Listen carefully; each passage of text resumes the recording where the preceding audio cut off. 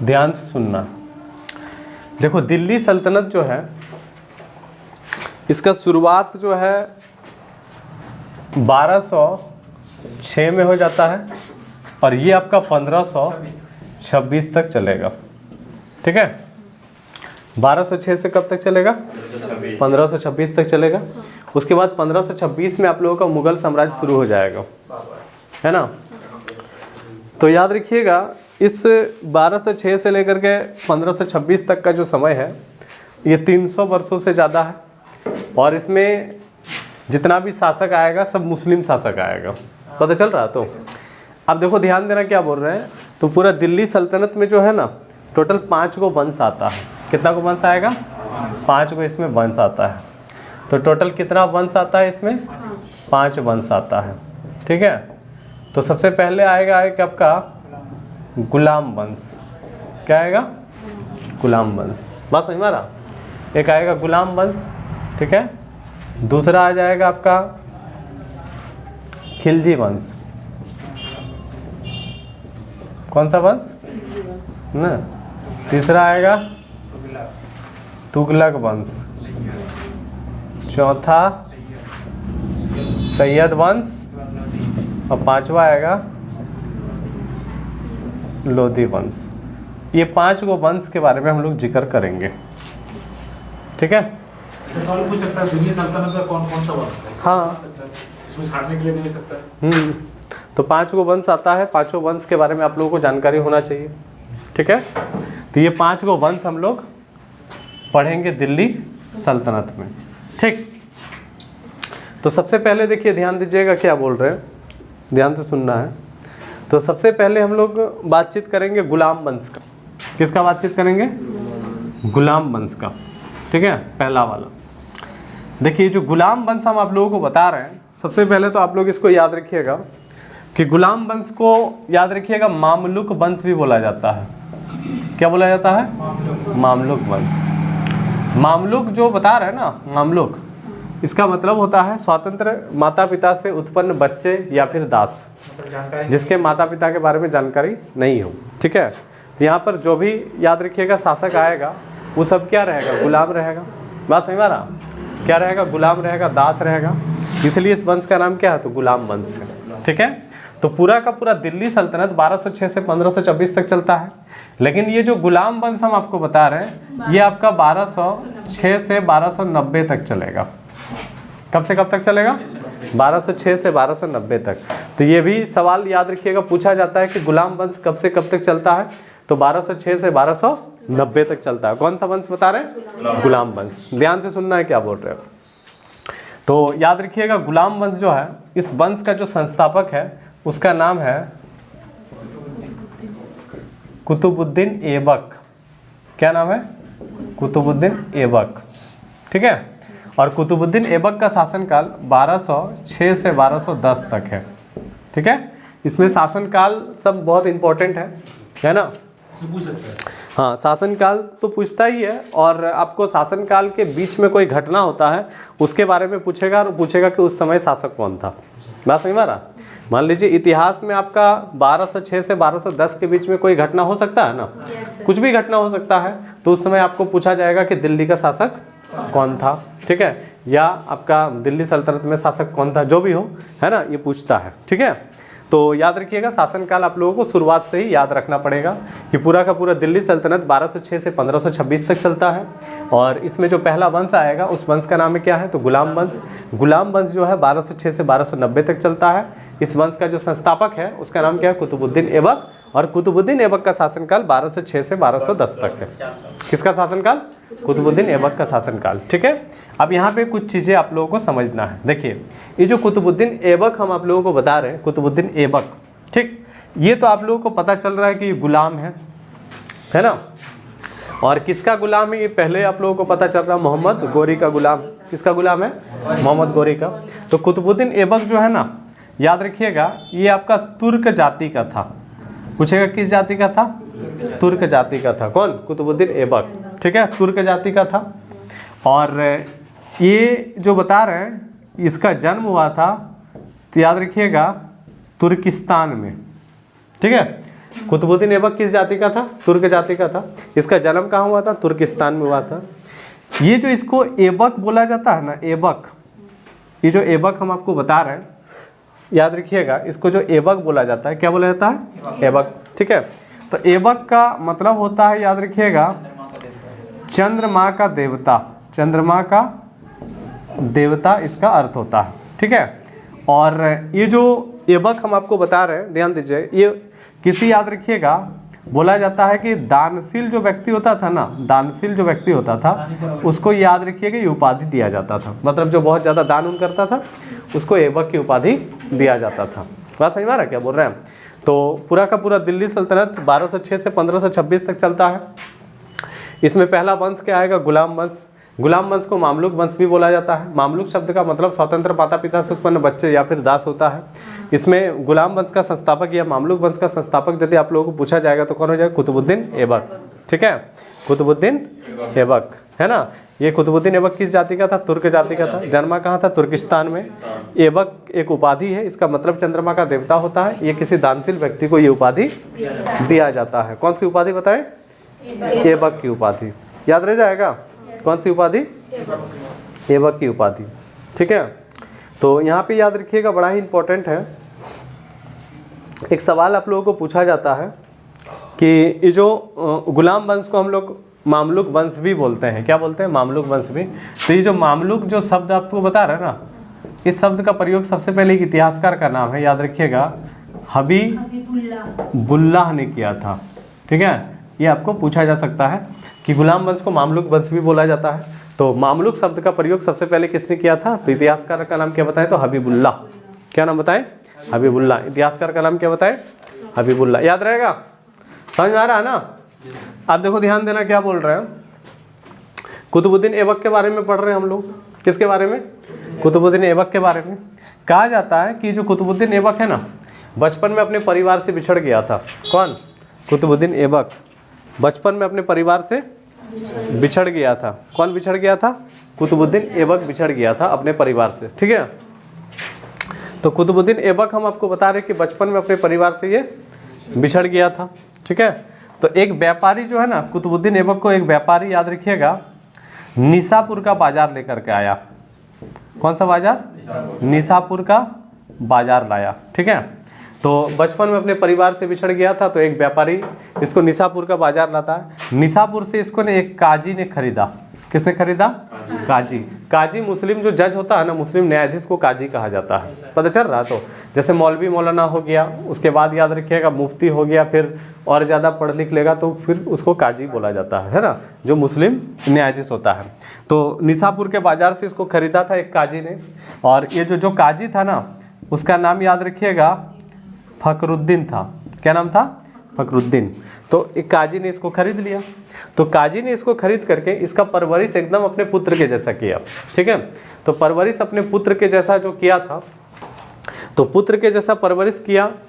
और याद रखिएगा, बड़ा ही इंपॉर्टेंट है, इसके लिए घुड़सवारी की भी व्यवस्था किया, है ना।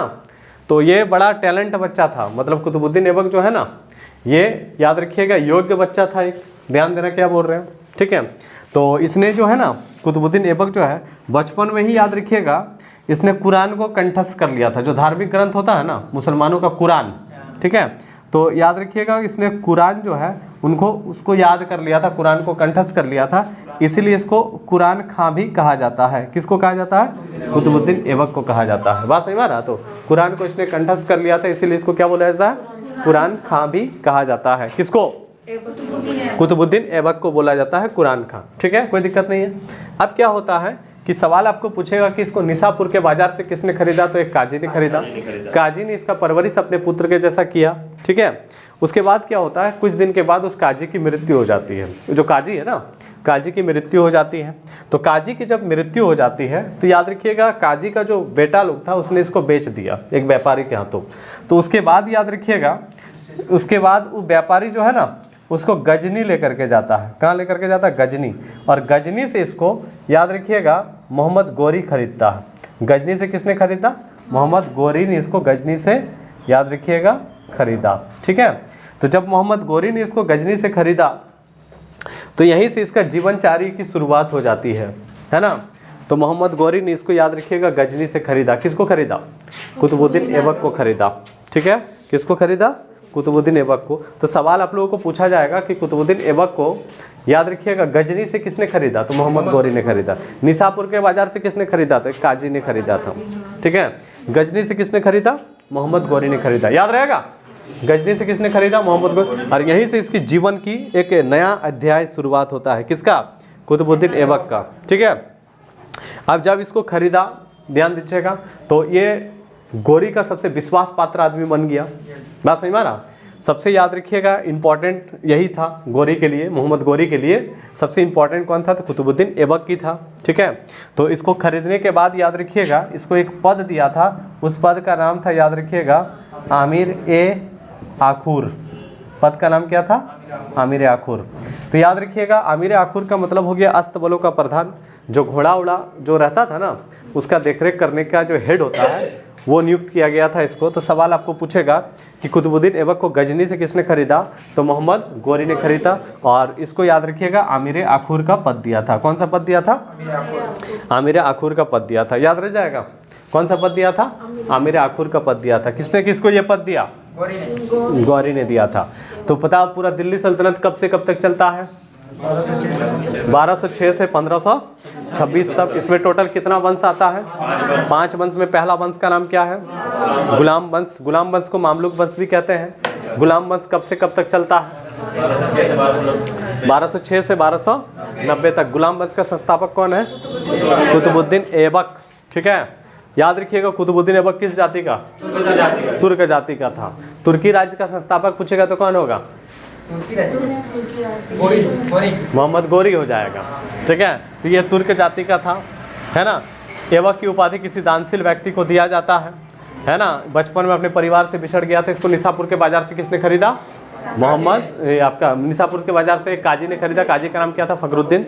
उसके बाद याद रखिएगा काजी की जब मृत्यु हुई तो उसके बेटों ने बेच दिया। फिर इसको एक व्यापारी गजनी लेकर के गया। गजनी से किसने खरीदा? मोहम्मद गोरी ने खरीदा। ठीक है, और इसको कौन सा पद दिया? आमिर आखुर का पद दिया था। कोई दिक्कत नहीं है। अब यहाँ पे देखो, ध्यान देना, क्या बोल रहे हैं? अस्तबलों का प्रधान, है ना। अस्तबल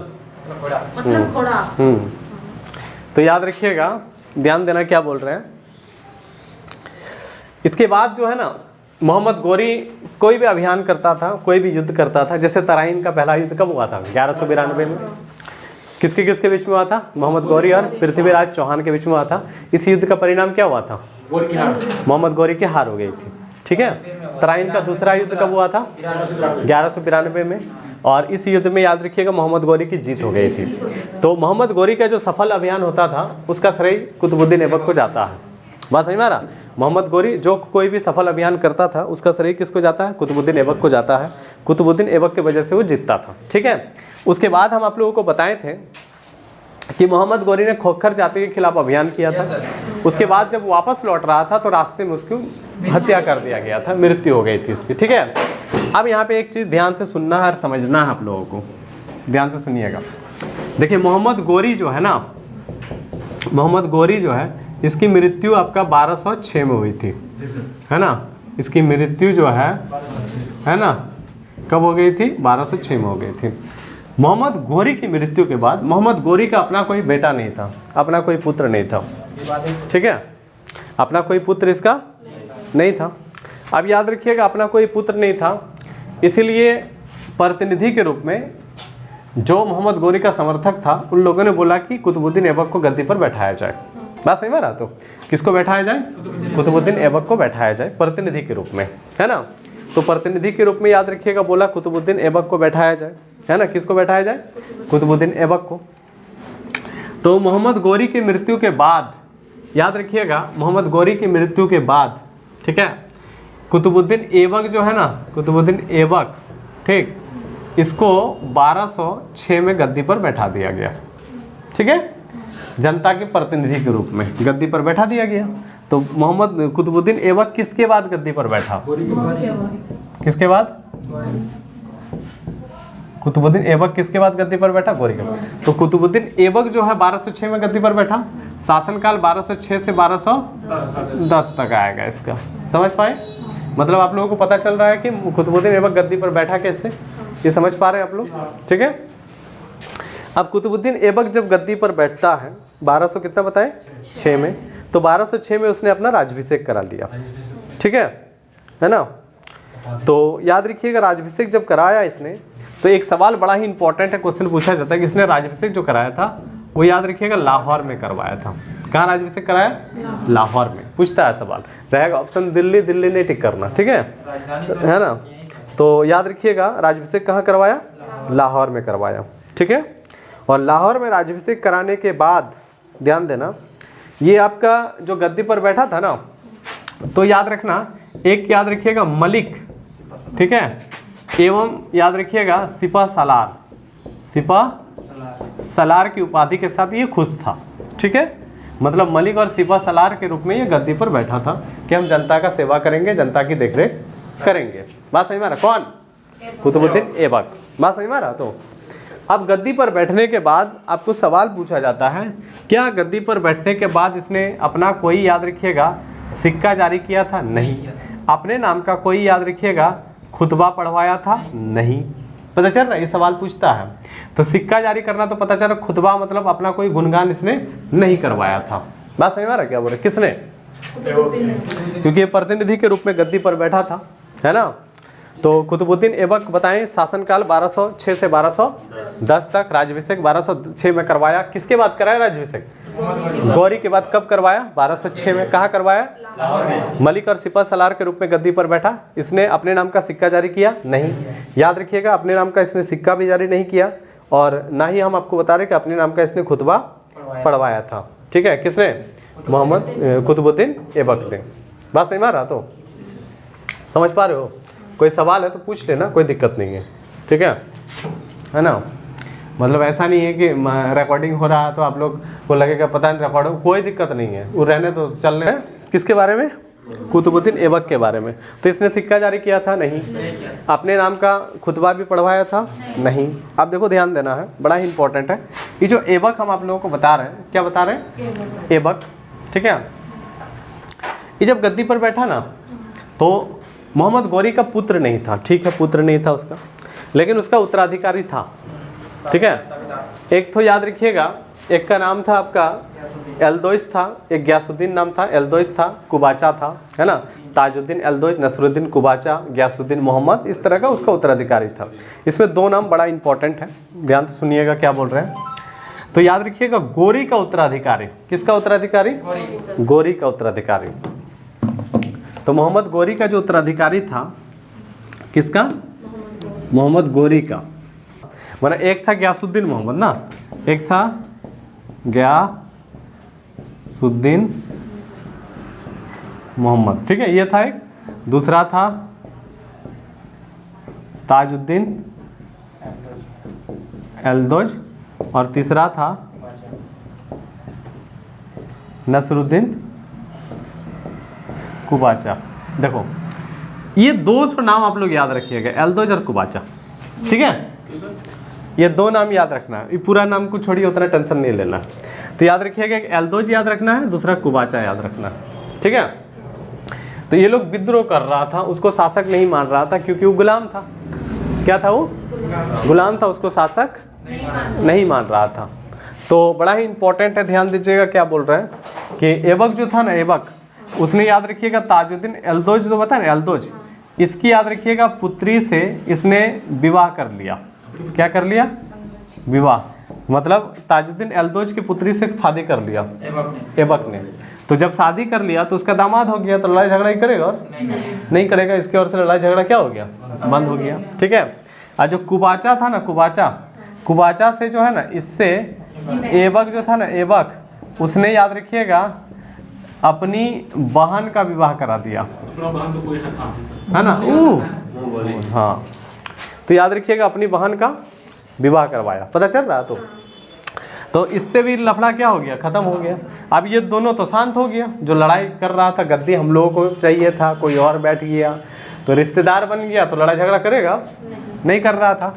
आगे चल कर के गयासुद्दीन मोहम्मद जो था ना, इसने भी मान लिया ठीक है कोई दिक्कत नहीं है। तो इस प्रकार ऐबक जो है ना, ऐबक जो है याद रखिएगा, क्वेश्चन पूछता है इसको 1208 में दास्ता से मुक्ति मिला। इसको दास्ता से मुक्ति कब मिला? 1208। मतलब ये जो दास वाला टैग जो लगा हुआ था उसके ऊपर, वो हटा दिया गया कब? 1208 में। पता चल रहा? तो दास्ता से मुक्ति कब मिली? तो 1208 में इसको दास्ता से मुक्ति मिली। किसको? कुतुबुद्दीन ऐबक को। दास्ता से मुक्ति कब मिली? 1208 में। कोई दिक्कत है? दास्ता से मुक्ति कब मिली? 1208 में। कोई तकलीफ नहीं है, याद रहेगा, ठीक है। दास्ता से मुक्ति कब मिला? 1208 में, ठीक है। अब यहाँ पे देखिए, ध्यान दीजिएगा क्या बोल रहे हैं, समझना है। कुतुबुद्दीन ऐबक जो है, इसको दास्ता से मुक्ति कब मिल गया? 1208 में। अब यहाँ पे एक चीज़ आप लोगों को ध्यान से सुनना है। देखिए, ऐबक जो है ना, इसके शासनकाल को हम लोग 3 भागों में बांट सकते हैं। एक 1192 से याद रखिएगा 1206, ठीक है। इसको सैनिक गतिविधि का समय गौरी का समर्थन किया, ठीक है। उसके बाद दूसरा जो है ये आपका 1206 से 1208 उत्तराधिकारी के विद्रोह को शांत करने में बीत गया, है ना। और तीसरा जो है 1208 से 1210 तक ये दिल्ली सल्तनत की रूपरेखा बनाने में बीता। पता चल रहा? तो याद रखिए, कहीं ना कहीं बद्दी पर तो 1206 में बैठता, लेकिन वो गौरी का सहयोग 92 से ही कर रहा था, तराइन का दूसरा युद्ध, है ना। अब यहाँ पे देखो, ध्यान देना। तो कुतुबुद्दीन ऐबक के बारे में कहा जाता है कि बहुत ज़्यादा दान करता था ना, इसलिए याद रखिएगा ऐबक जो है ना बहुत ज़्यादा दानी प्रवृत्ति का था, इसलिए ऐबक को याद रखिएगा लाख बख्श भी कहा जाता था। क्या कहा जाता था? लाख बख्श कहा जाता था। किसको? कुतुबुद्दीन ऐबक को, ठीक है। साथ में याद रखिएगा, इसने बड़ा ही इंपॉर्टेंट है, 2.5 दिन का झोपड़ा, 2.5 दिन का झोपड़ा का निर्माण किया था। ये कहाँ? अजमेर में, ठीक है। 2.5 दिन का झोपड़ा का निर्माण कुतुबुद्दीन ऐबक ने करवाया था। याद रखिएगा, कुतुब मीनार का निर्माण कार्य इसने शुरू किया था, है ना, शुरू किया था, पूरा करेगा इल्तुतमिश। बात सही मारा क्या बोल रहे हैं? तो ये जो हम आपको बता रहे हैं, ध्यान दीजिएगा, किसके बारे में पढ़ रहे हैं हम लोग? कुतुबुद्दीन ऐबक के बारे में पढ़ रहे हैं। तो दानी प्रवृत्ति का शासक था, है ना। उसके बाद याद रखिएगा, ये जो कुतुबुद्दीन ऐबक जो बता रहे हैं ना, ये ज़्यादा कुछ भेदभाव नहीं करता था। इसलिए कहा जाता है इसके समय में कि बकरी और शेर एक ही घाट में पानी पीता था, ठीक है। बकरी और शेर एक ही घाट में पानी पीता था। और बड़ा ही इंपॉर्टेंट है, 1210 में ये पोलो खेल रहा था। क्या खेल रहा था? पोलो मतलब होता है चौगान।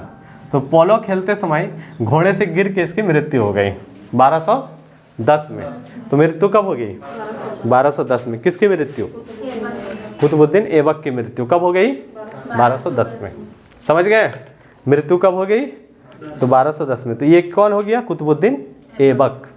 समझ में आ गया ना? छोटा सा पाठ है, कोई दिक्कत नहीं है, ठीक है। चलिए।